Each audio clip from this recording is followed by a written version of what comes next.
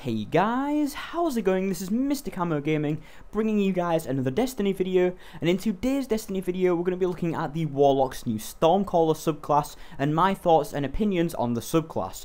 First of all, I'll leave a link in the description to an image of the Stormcaller subclass as a reference point to everything in the video. That's because I'm moving house currently when this video is being made, and so I don't have time to do fancy editing on every video that I do, and so you guys can use that image as a reference point. Also note that this is the subclass as it was at E3, and so things may have changed in the final build of the Taken King, and so maybe if you're watching this after the Taken King has launched, and maybe the grenades are different, or some of the perks are different, don't be too surprised. That happens from a beta build into the final build.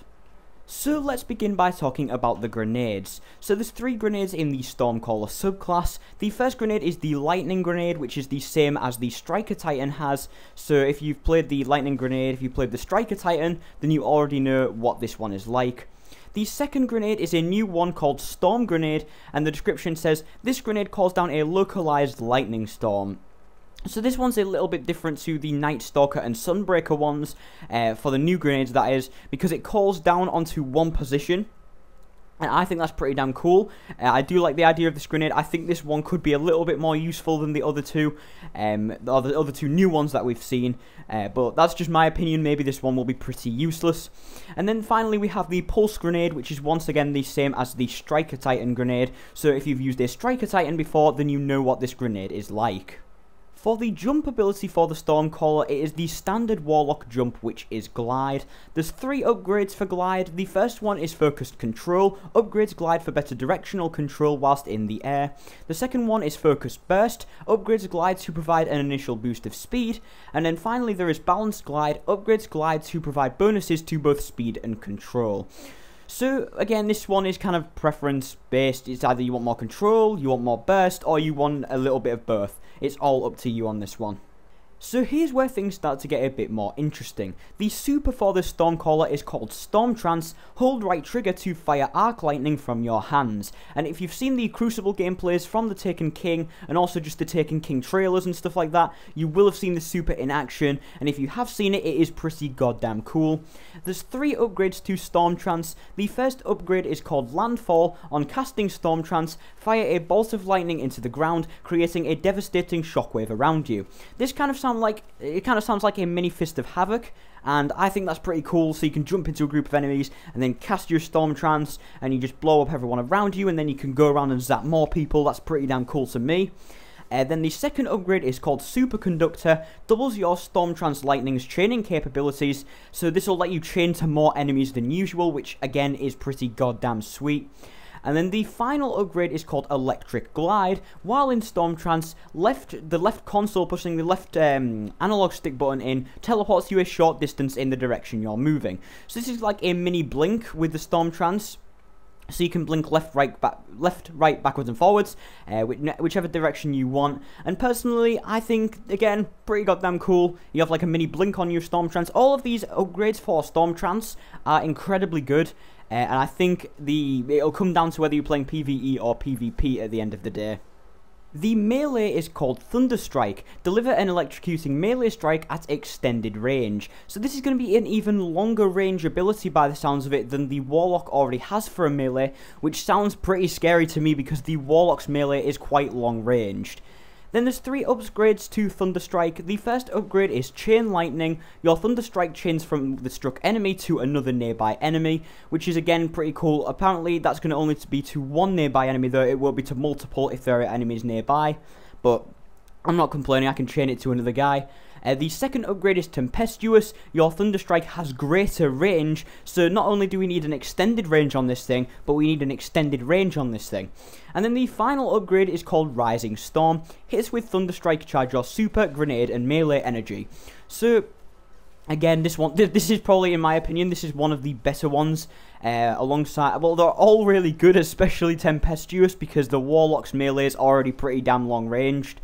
For a melee, that is, and so I'm going to imagine that that's like double the distance, and if it is, then freaking hell, people are going to be getting meleeed left, right, and center. But yeah, I think again, this will come down PvE or PvP, different builds are possible with this. Then we have Stat Mod Column 1, which is the same as it is for the Voidwalker and Sunsinger subclasses, which is Arcane Wisdom, Arcane Spirit, and Arcane Force. If you want to know what I mean by those, you can literally boot up your game right now, go to your Warlock, and then look at one of your subclasses, and you'll see the Arcane perks right there. Next up, we have the first column of passive perks. There are 3 passive perks in this column, and you can choose one of them. The first perk is called Rain Check. When revived, you trigger a shockwave disorienting all nearby enemies. This one sounds like a mini Purifier Robes effect, and I do like how they're incorporating a lot of different effects that they already have into this subclass, so you won't need to wear those specific pieces of armor if you don't really want to. Then we have Uninsulated. Incoming melee attacks shock the attacker. That one's freaking devastating, I'm sorry. So when someone comes up close to you and melees you, then they take damage too. I think that's pretty cool, unless by shock they mean stun, which in my opinion is even better. Like, that gives you more time to react to it.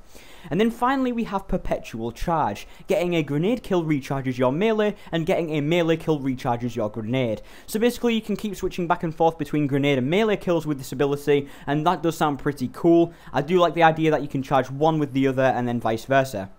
The second column of the stat mod perks is again the same as it is for the Voidwalker and Sunsinger subclasses. If you want to log into your Warlock right now on Destiny and just go to one of your subclasses, you'll see Ancestral Order, Chaos Order, and Divine Order, and those are the perks that I'm talking about in this column. And finally, we have the second column of passive perks. Once again, there are 3 passive perks, and you can only pick between one. The first perk is called Gathering Storm. Storm Trance charges faster when allies are in close proximity, and when Storm Trance is active, nearby enemies will take perpetual damage. So I believe that this means that if Storm Trance is active, then enemies that are just near you will take damage, which sounds very interesting, especially when combined with the one, I've forgotten the name of it, where you like hammer down a bolt of lightning and it deals damage around you. I think that one sounds pretty cool.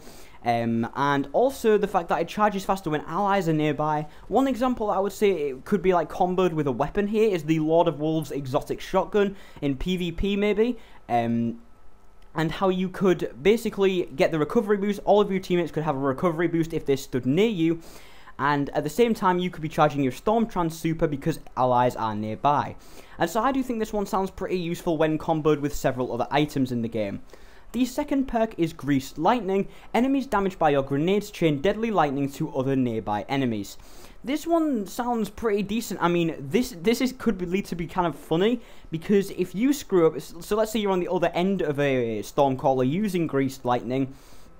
If you screw up and step into a grenade, then you could screw it up for any of your nearby teammates as well. And so basically you've got to try not to get hit by any of the Stormcaller grenades, otherwise you're not just going to screw it up for yourself, but you're going to screw it up for your teammates as well. And then the final perk is Wellspring. When cast with full grenade and Thunderstrike energy, Storm Trance restores your health to full and lasts longer. So this one sounds very interesting because I know that there are times when I forget to use my grenades in melee, and so if I just maybe cast my Storm Trance off but when I'm not thinking about it, then I'm going to restore all of my health and it will last for longer. So that's a very useful perk, but the problem with it is, the side effect to it is that you can't use your grenade in melee if you want this to be active, and that's very interesting indeed. So guys, that is all of the perks and my thoughts and opinions on the Warlock's new Stormcaller subclass. So I want to know what you guys think of the Stormcaller. Maybe they're taking Kings out by the time you're watching this video and you know what it's like and you want to leave me a comment and let me know. But leave me a comment, do you think the Stormcaller is going to be good, or do you think that it's going to fall short of the Night Stalker and the Sunbreaker? So thank you guys for watching this video. If you have enjoyed it, remember to smash that like button and don't forget to subscribe for daily gaming content. Remember to follow me on Facebook, Twitter and Twitch, links in the description below, and I'll see you guys in another video. So until then, ciao.